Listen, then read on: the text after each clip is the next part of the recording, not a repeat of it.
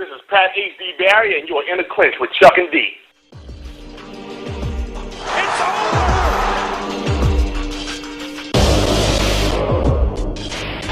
Oh, what a right hand!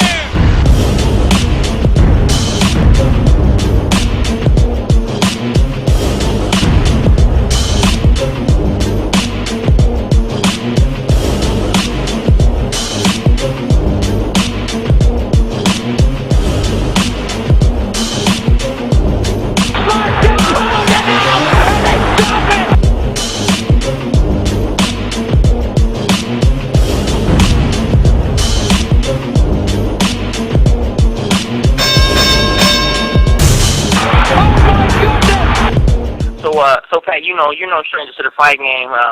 How much did you have to focus on other aspects of MMA such as grappling, wrestling, jiu-jitsu, and do those dominate your training sessions, especially just coming from a striking background? Oh, absolutely. I mean, my weak point is definitely, as the world knows, is my wrestling. I come from a highly advanced striking background. My kickboxing is on point all the time. So wrestling and jiu-jitsu is my weak point. That's the point that I've just added into my repertoire of a fight game over a little bit over a year ago, a year and a half maybe. So that's the point that we focus on the most. Okay. Are you have you brought any top wrestlers into your camp to work with, or what have you done there? I'm training from Duke Rufus Academy in Milwaukee, Wisconsin.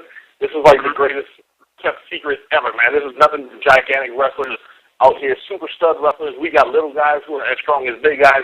We've got girls who can wrestle. We've got everything you can think of wrestling and grappling-wise, all in Milwaukee, Wisconsin, and people have no idea. Well, that's great. Thanks for answering that question for us, Pat. Let me ask you this: what was the? Hey, I'm sorry, you're breaking up a pinch. I can barely hear you. Oh, I'm sorry. Can you hear me better now? A little bit better, but go ahead. Okay. What was the biggest hurdle you've had to overcome to get to this point in your life, and what inspires you to keep going? Yep. Nope. I'm sorry, man. That sounds like alien to me. He's having technical difficulties with his headset. What is the biggest hurdle that you had to overcome to get at this point in your life? What inspires you to keep going? I've always wanted to be a ninja ever since I was a kid. That's all I ever wanted to do was just be a real live video game character, a real live Ninja Turtle. That's all I ever wanted to do. So the biggest hurdle that I've had to overcome, the biggest aspect, the hardest part of what I do is convincing myself to keep going. Is not letting go of the dream. Is to not give up. Is to keep pushing forward no matter what happens. Like just the belief system that you have to have in order for me to perform, in order for me to make it. I've got to just firmly know it. I've got to be surrounded by people who know it. I've got to be surrounded by people who already have a good feeling about me. I've got to be surrounded by people who can sit there and say, you know what, no matter what, you're the best. And as long as you just they keep me grounded, they keep me realistic, because I'm the first person who's going to say, oh, I don't know if I can do this. Like, I'm definitely that guy. I can't count on me, because if it's up to me, fist fighting is, honestly, man, getting punched is stupid. Like, I wake up every day and I ask myself, why am I doing this? Like, this is the hardest part for me about training, is just going back to practice the next day, because really when it comes down to it, this hurts. You know, it hurts a lot. It's mentally taxing. It's physically taxing. You're away from home. I mean, it really is a lonely road in the fighting world, because we fight alone. You might train with everybody in the world, but when it comes down to it, man, it's just you and one other person, so you can't depend on anybody else but yourself in order to show up for it. So that's the hardest part for me. That's my obstacle, is to keep on pushing forward. Well, you've proven to be definitely mentally strong, especially getting inside that octagon. So,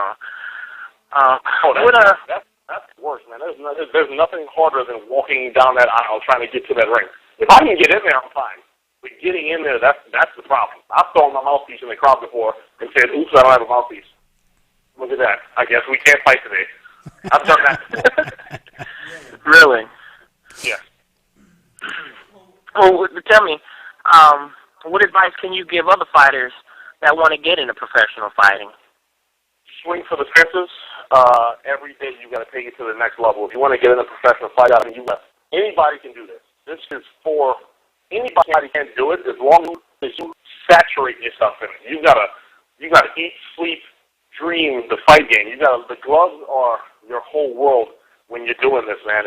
If you can dedicate, and that's with anything in the world, it doesn't matter what you do. If you dedicate every fiber of your being to it, you'll be great at it no matter what it is. Just believe in it. Believe that it can happen. No matter what happens, just believe that it can happen, and make sure that you're totally honest with yourself. Be completely open. Be completely honest with yourself. Do you really want this? And that's it. Just put your entire heart into it, and you'll be great at it no matter what it is. That's just great advice, Pat. Hey, Pat, it's Chuck again. Can you hear me a little bit better now? Nope. All right, we're going to stay with D then. Yeah. So, now, I know you said earlier that you wanted to, pretty much be a ninja. You wanted to get in fighting since, being the fight game since you were young. If you weren't fighting, what would you be doing professionally? If I wasn't fighting, teaching something. Some type of teacher. I've always wanted, I come from a family full of teachers. I just want to pass on something that I know, pass it on to other people as much as possible. Even if I have to teach you how to steal wallets, you'd be the best pickpocket on ever. It's a way of passing on myself to, you can live forever that way. You pass on a part of myself to someone else. Right. You're absolutely right. Now, you said that you come from a family full of teachers. Yeah. How do they feel about you being a fighter? Oh, they love it, man. My family, my mother is my number one fan.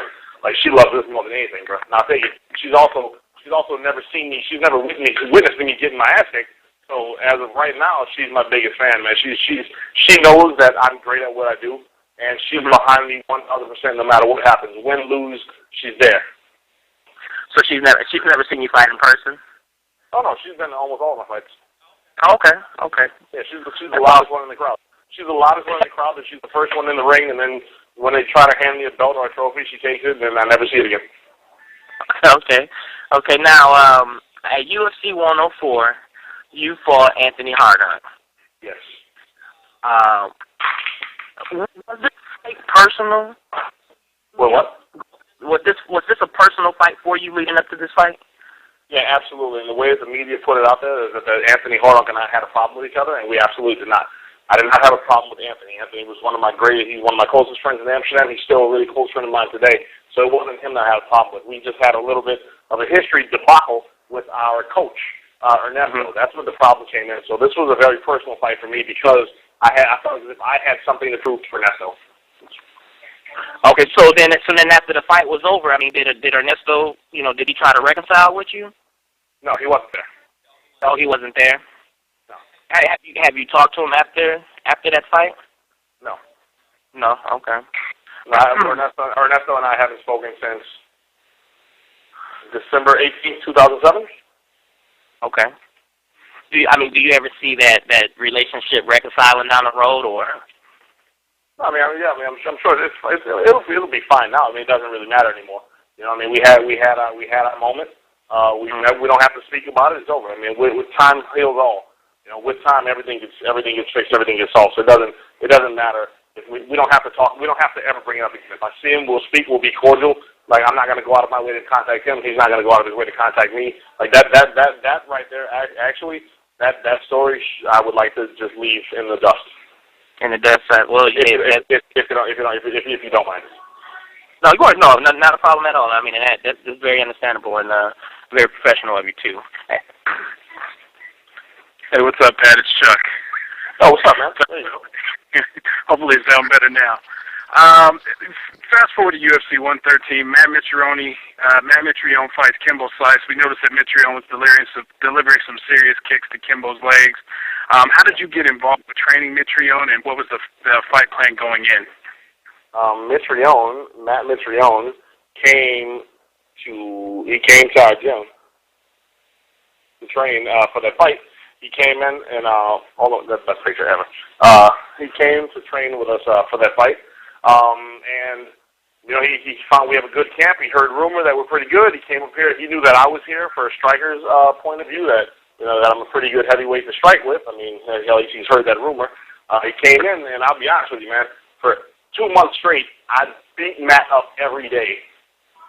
And we went back and forth. We sat there, we fought every day. Like, Matt Mitrione was the first time I ever got to practice fighting before a fight. Like, we practiced fighting. We didn't spar, but we fought every day. It was awesome. We hit it off. In the first 2 minutes, we were best friends.